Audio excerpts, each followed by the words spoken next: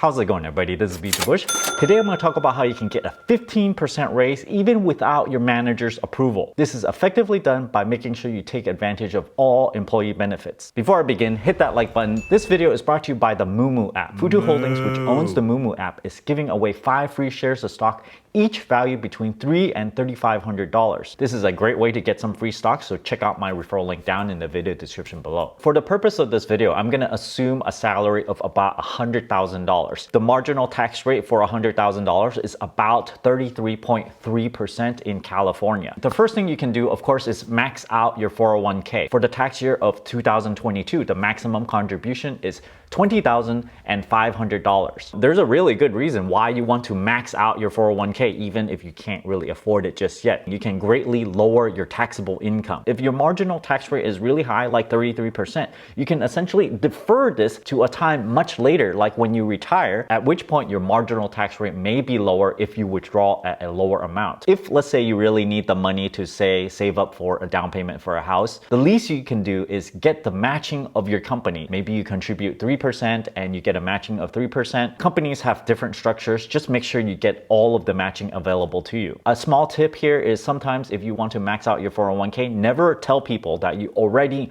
maxed out your account. If, let's say, during the 5th or 6th paycheck, you say, I maxed it out. This automatically tells people roughly your salary for that year. You may also do what I call front-end loading of your 401k, in which you max out your contribution for your 401k early on in the year so that you essentially get no salary for the first few months of the year. Why is this beneficial? It's not beneficial if you stay at the same job for several years in a row. It's not beneficial if you quit a job and immediately start another one, because in the same tax year, the IRS limits how much you can contribute to your 401k plan. But if you switch enough jobs during your whole entire career, you may have a chance where you quit a job and you are not actually working for, let's say, half of the year. So when you quit, you essentially take all that matching that you get for the entire year with you. The next thing you want to consider is maxing out your ESPP. Usually companies give a 15% discount for whatever that you buy, and you can contribute anywhere between 10 and 15% of your entire salary. This is essentially free money if they allow you to sell immediately after it is vested. Some companies require you to hold it for 3 months to a year, so it really depends on your company. If the stock price looks like it's pretty stable, it might be good to put as much money in it as possible, because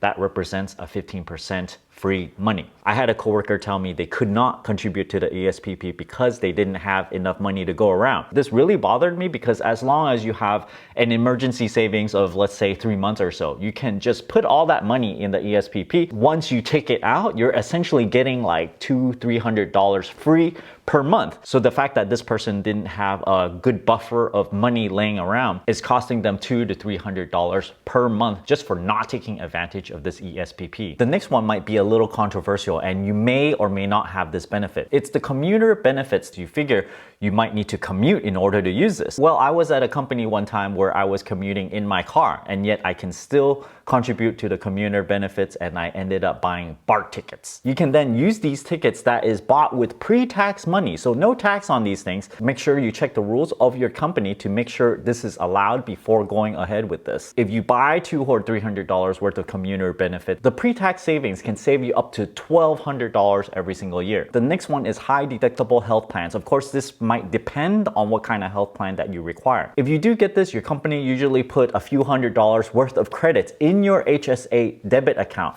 maybe $500 to $700 or so. This is money that you can use for your doctor visits, copay, and other health benefits. HSA limits for 2022 is $3,650. You can only have this type of benefit if you have a high deductible health plan. Just like the 401k, if you contribute to your HSA, you're gonna lower your taxable income. If your tax bracket is around 33%, this is a significant amount. If you do this, you're gonna end up having a lot of money in your HSA, but spending on health expenses is actually untaxed. You can even get away with buying sunglasses because it's considered a vision expense. You can spend this money on doctor visits, copay, and prescription. Do note that you cannot spend your HSA money on insurance premium and over-the-counter products. If your monthly high deductible health plan runs about $15 a month, you're looking to pad your HSA account with about $300 every single year. If you you don't go to the doctors all that often. Here's an interesting tip about HSA that I recently heard of. If you and your spouse are both working, you can both get HSA for your spouse. Therefore, you have 4 plans going on. If your HSA is very, very subsidized by your company, you're going to end up paying less in premiums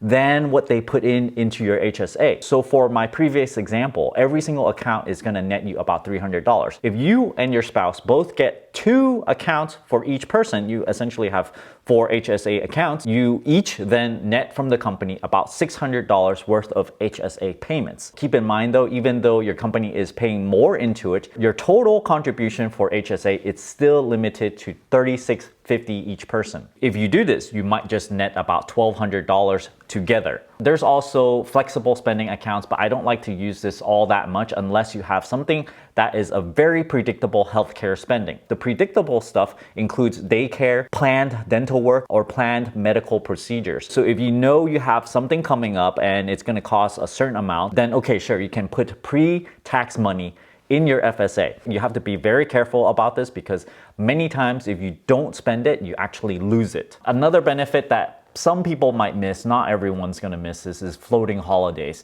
If you have these, you gotta keep track of them and make sure you use them. I recommend putting a reminder in your Google Calendar on when it expires. If you ever lose a floating holiday, this represents about a $400 per day loss. Since we're nearing the holiday seasons and companies are kind of scrimping, they are capping the PTO hours at which you can accumulate, usually around 160 hours or so, or 4 weeks of vacation. Once you hit this limit, you are going to stop accumulating, and on average people earn about 1.5 days every single month. So if you ever hit this limit without knowing it, you're essentially losing $600 of value every single month. This is pretty big. The cheaper type of people might think about this one, where you bring a really giant battery bank to work, to your cubicle, and then maybe you charge it at work and then you haul it back home and then you use it at night and then the next day you bring it back to work. But the way I've calculated this is that, let's say you have a 1 kilowatt hour battery. It's pretty dang hefty. So it might look very ridiculous for you to lug this really heavy thing to work. Let's say you're able to drain 1 kilowatt hour every night. You're saving 25 cents each time you haul this back and forth. But this is likely not worth your time and not worth the effort because that thing is really heavy. I equate this to hauling water. You don't want to haul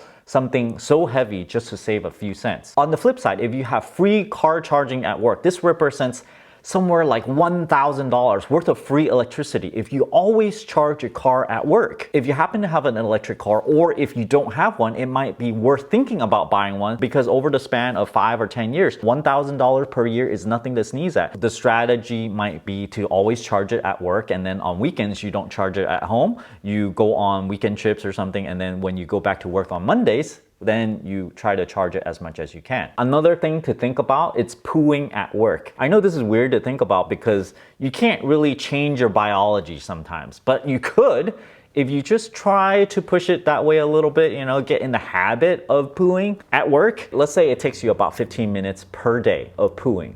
Over the course of an entire year, this is about 8 days of sitting on the toilet. Do you want to sit 8 days at home, or do you want to do this on company time? I'm not saying don't work and go poo instead. In most white collar jobs, you can be just as productive even if you spend 15 minutes a day on the toilet. Why is this? Because people are not 100% productive at all hours of the day. Sometimes you need to take a break and you just happen to go poo at that time. If you have a 100K salary, 8 days of pooing is really valued at about $3,200. Now I'm saying you poo on your non-productive hours at work instead of taking your personal time when you go home and pooing at that time instead. There's also the matter of when your company gives you a free cell phone. Many people don't like to combine their personal phone and their work phone because maybe they think their company is going to spy on them or whatnot. I guess I never ran into any issue like this. I've always canceled my personal phone and always exclusively use my company phone.